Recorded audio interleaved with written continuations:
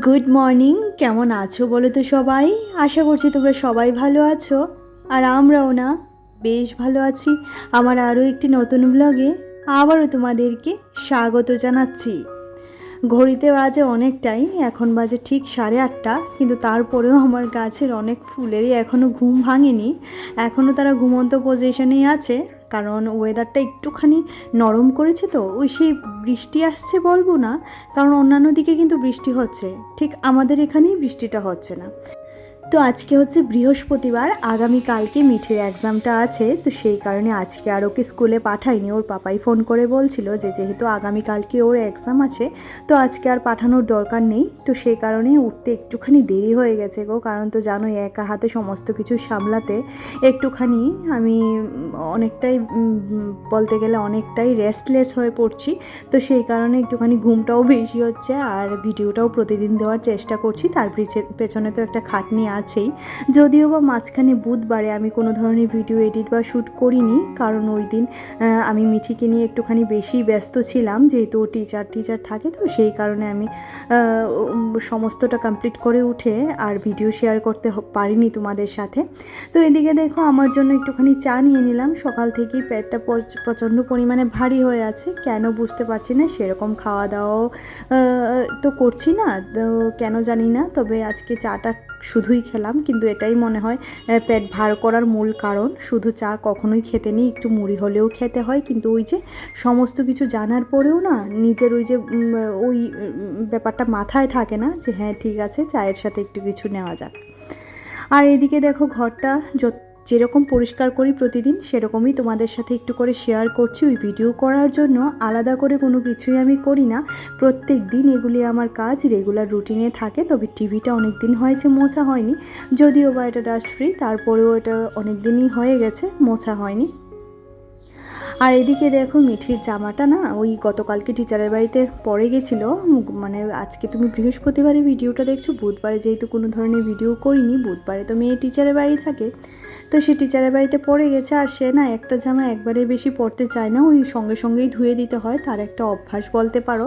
আর স্কুলেরই সক্সগুলিও রেখে দিয়েছি, একদম না হলে পাওয়া যায় না, একসাথেই দুখানা রেখে দিয়েছি একই সাথে। হালকা হাতে কিন্তু আমি সোফাটাও একটুখানি গুছিয়ে নিচ্ছি, কারণ সারাদিনের অত্যাচার এই সোফাতেই হয়। আমিও সারাক্ষণ এটাতেই বসে থাকি, ভালো লাগে, কারণ বাবার দেওয়া স্মৃতি তো দেখবে, তার মাঝখানে একটু মানে মধুর জিনিসটাই অন্যরকম। বাবার দেওয়া স্মৃতির মধ্যে একটা আলাদাই শান্তি, তা সে যতই দামি হোক না কেন বা যতই কম দামি হোক, তার তো শান্তি পৃথিবীতে আর কিছুই নেই।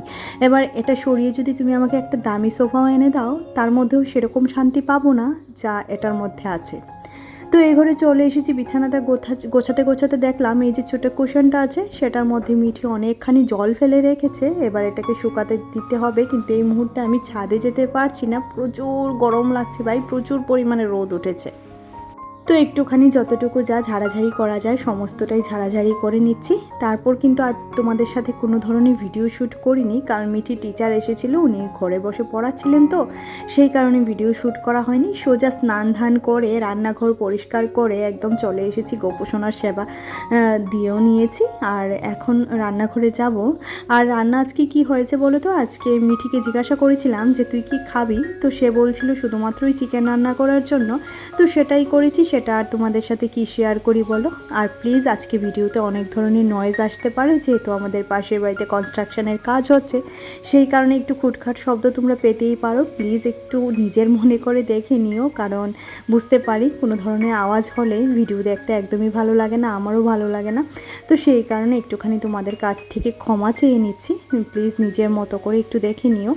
আর এদিকে দেখো, মিঠির এই সাদা ড্রেসগুলো একটুখানি ধুয়ে দিয়েছি, যদিও বা আগামীকালকে স্কার্টটা লাগবে, কিন্তু কি যেন লাগিয়ে এসেছে স্কার্টের মধ্যে বুঝতে পারছি না। আর আজকে না সেরকম যে একদম ঘষে ধুবো সে এনার্জিও পাচ্ছিলাম না, কিন্তু তারপরেও ধুয়ে দিতে হয়েছে, যেহেতু আগামীকালকে এটা লাগবে।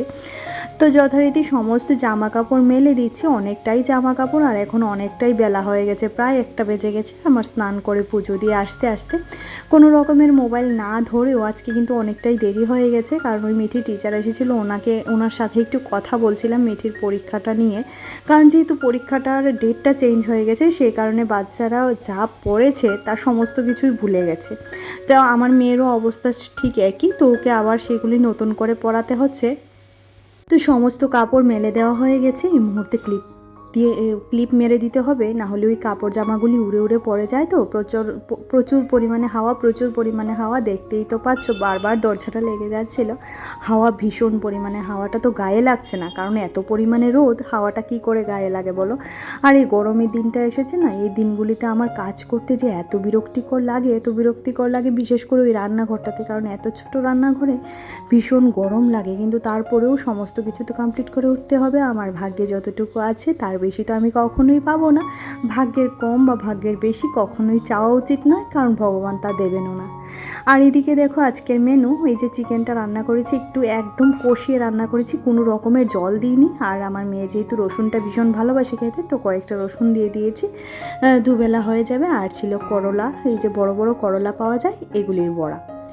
তো বুঝতেই তো পারছো, এটা হচ্ছে বিকেলবেলা একটুখানি শুয়ে উঠেছিলাম। মিঠিকে না ওই ঘরে একা রেখে শুতেও আমার ভীষণ ভয় করে। আর যেহেতু আজকে স্কুলে যায়নি, ঘুম থেকে উঠতেও দেরি করেছে, তো দুপুরে ঘুমানোর তো কোনো প্রশ্নই ওঠে না। যদিও বা ওকে আমি অনেক চেষ্টা করেছি ঘুম পাড়ানোর, কিন্তু সে ঘুমায়নি।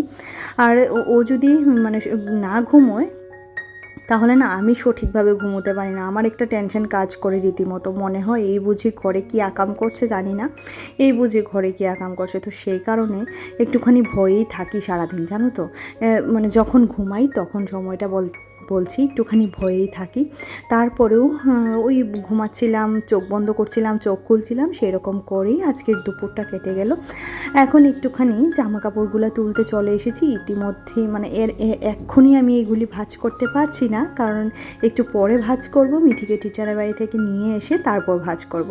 উনি আবার বলেছেন যে আজকে যে কোনো সময় ছুটি দিয়ে দিতে পারেন, কারণ আজকে একটুখানি টাইমের আগেই ছুটি দিয়ে দেবেন। কারণ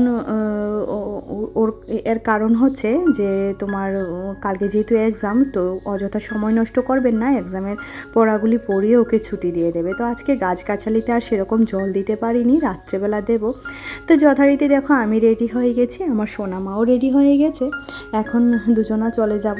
আর আমি একটু মিঠিকে দিয়ে আমার মায়ের এখানে যাব, কারণ মিঠির টিচারের বাড়ি থেকে আমার মায়ের দূরত্বটা অনেকটাই কম। হাঁটা পথেও যাওয়া যায়, কিন্তু একদম অনেকটাই কম আমার মায়ের এখানের দূরত্বটা। 10 টাকা অটো ভাড়া হলেই আমার মায়ের এখানে যাওয়া যায়। তো সেই কারণে আমি আমার মায়ের কাছে যাব, ওকে আবার নিয়ে আসবো, কারণ আমার বাড়িতে আসতে গেলে অনেকটা হাঁটতে হয়, অটো থেকে নেমেও অনেকটা হাঁটতে হয়, সমস্ত কিছু ব্যাপার আছে। আর এদিকে দেখো আমি মিঠিকে নিয়ে যাচ্ছি, রিক্সাতে আছি। আর রিক্সাতে কিন্তু আমি কখনোই ভিডিও করি না, খুব কম লক্ষ্য করবে রিক্সাতে আমি ভিডিও করি। কারণ একবার আমার এমন অবস্থা হয়েছিল, ঠিক এই জায়গাটাতে আমি পুজোর সময় পড়ে গেছিলাম, ঠিক এই জায়গাটাতে। তো পুজোর সময় মাকে নিয়ে পুজো দেখতে বেরিয়েছিলাম, তখন আমার বাবা সবে মারা গেছিলেন। তো সেই কারণে মাকে নিয়ে আমি পুজো দেখতে বেরিয়েছিলাম। তখন মা এখানে এসেছিলেন 2 দিন থাকার জন্য পুজোতে। তো সেদিন ছিল নবমী পুজো। তো একটা পুজো দেখানোর পর মাকে আরেকটা পুজো দেখানোর জন্য নিয়ে যাচ্ছিলাম। ও তার মাঝখানে আরও একটা কথা বলি, এনার অবস্থা লক্ষ্য করেছো প্লিজ? দেখো, একটা বাইকে যে 6 জনও বসতে পারে, এটা আমি আজকে প্রথম দেখলাম। উনি যদি একবার পড়েন না, বাচ্চাগুলি ভীষণ ব্যথা পাবে, জানো তো। এরকম কেয়ারলেস মানুষ কি করে হয়। তো যেটা বলছিলাম, মাকে একটা প্যান্ডেল থেকে পুজো দেখিয়ে বলছিলাম যে চলো মা রিক্সা দিয়ে চলে যাই আরেকটা প্যান্ডেলে। এবার রিক্সাতে উঠেছি, আর এগুলি ছিল ব্যাটারি চালিত রিক্সা। তো সেটাতে বসার পর হঠাৎ করে ওনার জানি না কি হয়েছে, রিক্সাটা এমন টান দিয়েছেন, আমি মানে হিচকে পড়ে গেছি রিক্সা থেকে, জানো তো। এমন পড়েছি, সামনে বাইক পেছনে অটো। মানে তখন যদি আমি একটুখানির জন্য আমি ওই অটোর নিচে বা বাইকের নিচে পড়িনি, তখন থেকে আমার এই রিক্সা এতটা ভয় করে। আর রিক্সাতে উঠতেও আমি ভীষণ ভয় পাই। সেই কারণেই আমি বরকে সবসময় বলি যে তুমি আমাকে একটু নিয়ে যাবে গো, তুমি আমাকে। আর সত্যি কথা বলতে কি বলো তো, বরের থেকে বড় বন্ধু আমার আর কেউ নেই বলতে কেউই নেই। তো সেই কারণে বরের সাথে যাই। আর যেরকমটা বলেছিলাম যে ওকে নিয়ে এসে তারপর কাপড় ভাঁজ করব, জামা কাপড়গুলো ভাঁজ করছি। তার আগে কিন্তু আমার সন্ধে তো আর দেওয়া হয় না, পুজো দেওয়া হয়ে গেছে। কারণ এমন টাইমে আমার বাড়ি থেকে বেরোতে হয় না, আমি সন্ধেটা দিতে পারি না, আমি পুজোটা দিতে পারি। তো যদিও বা মাঝে মধ্যে মিঠির পাপা থাকলে সন্ধেটা দিয়ে যেতে পারি, কারণ ও তো স্কুটি দিয়ে নিয়ে যায়, সেরকম তাড়াহুড়ো আর লাগে না। আর ও যখন থাকে না তখন আমি সন্ধেটাও দিতে পারি না। তো এদিকে দেখো জামা কাপড় গুছিয়ে নিয়েছি, পুজো হয়ে গেছে আমার। জামা কাপড় গুছিয়ে নিয়েছি, আর গাছগাছালিতেও জল দেওয়া হয়ে গেছে। একটুখানি ঘরটাকে আবারও হালকা হাতে গুছিয়ে নিচ্ছি, বুঝতেই তো পারছো, কারণ আগামীকাল সকালেও স্কুল আছে। তো ওকে স্কুলে দিয়ে এসে স্নান করে সোজা পুজো দিতে বসে পড়বো, না হলে আমার কাজের না অনেকটাই দেরি হয়ে যায়। তো যথারীতি ওর ড্রেস, ওর ব্যাগ সমস্ত কিছু এখানে এনে রাখলাম। এবার আমি এখানে আমার পার্স এবং আমার ঘরের চাবিটাও রেখে দিয়েছি, সবই হাতের কাছে। আর ঘরটা এভাবে সুন্দর করে গুছিয়ে নিয়েছি। ঘর গোছানোই থাকে যতক্ষণ মিঠি ঘুমিয়ে থাকে বা মিঠি স্কুলে থাকে, ততক্ষণ গোছানোই থাকে। যদিও বা মিঠি সেরকম যে নোংরা করে সেটা আমি বলবো না, আমাদেরও অনেক সময় কী দোষ হয় বলো তো, জায়গার জিনিস জায়গায় না রেখে ওই বিছানাতে ডাম্প করে রেখে দিই, সেটাও অনেক সময় হয়। আর এদিকে দেখো সোফাটাও একটুখানি গুছিয়ে নিচ্ছি, বললাম না যত উৎপাত এটার মধ্যেই হয় সারাদিনের, তো সেই কারণে একটুখানি এটাও গুছিয়ে নিচ্ছি। এবার সমস্ত দরজা জানালা লাগিয়ে নেওয়ার পালা। জানালা তো আর খোলা হয় না সন্ধেবেলা, তো দরজা লাগিয়ে নেব, তারপর গোপোষণাকে প্রণাম করব, তারপর ঘুমিয়ে পড়ব। তো চলো গত ভিডিওর একটু কমেন্টটা পড়ে নেওয়া যাক। তো গত ভিডিওতে আমার মনিকা দিদিভাই কমেন্ট করেছে, হ্যাঁ গো, টান তো থেকেই যাবে, আর ত্রিপুরেশ্বরী মা যেদিন টানবেন সেদিনই যাওয়া হবে। তোমার মতো মিষ্টি একটা বোনের কথা তো মনে আছে, মা চাইলে দেখাও হবেন, গোপাল সোনার দর্শন করব। বাবা মায়ের ভালোবাসাটা, বাবা মেয়ের ভালোবাসাটা কতটা সুন্দর, মেয়ে যে মা হয়, তাই না? হ্যাঁ গো, সত্যি দিদিভাই, ওদের বাবা আর মেয়ের মাঝখানে যে এত ভালো বন্ডিং। আর অবশ্যই তুমি ত্রিপুরাতে আসবে আর আমার সাথে দেখা হবে না, এটা কখনোই হতে পারে না। তবে অবশ্যই করে খুব তাড়াতাড়ি আসো, আমার কিন্তু তোমাকে দেখার খুব ইচ্ছে। তো সেই কারণে তুমি অবশ্যই তাড়াতাড়ি আসো। আর আজকে কিন্তু লাইফ উইথ স্মাইলের দিদিভাই কোনো ধরনের কমেন্ট করতে পারিনি, মনে হচ্ছে কোনো ব্যস্ততার কারণে কমেন্ট করতে পারিনি। তো দিদিভাই আমি কিন্তু তোমার নামটা নিয়ে নিয়েছি, কারণ তুমি আমাকে ভীষণভাবে সাপোর্ট করছো। তোমার এই সাপোর্ট, তোমার এই ভালোবাসা আমার অনেকটাই প্রয়োজন। তো এদিকে দেখো রাত্রিবেলা এখন গোপোষণাকে একটুখানি প্রণাম করে নিচ্ছি। গোপোষণাকে প্রণাম করে তারপর লাইট ফাইটটা অফ করে তারপর ঘুমিয়ে পড়ার পালা। এবার এই ঘরের দরজাটা লাগিয়ে দেবো লাইট অফ করে। তো চলো আজকের মতো টাটা, গুড নাইট।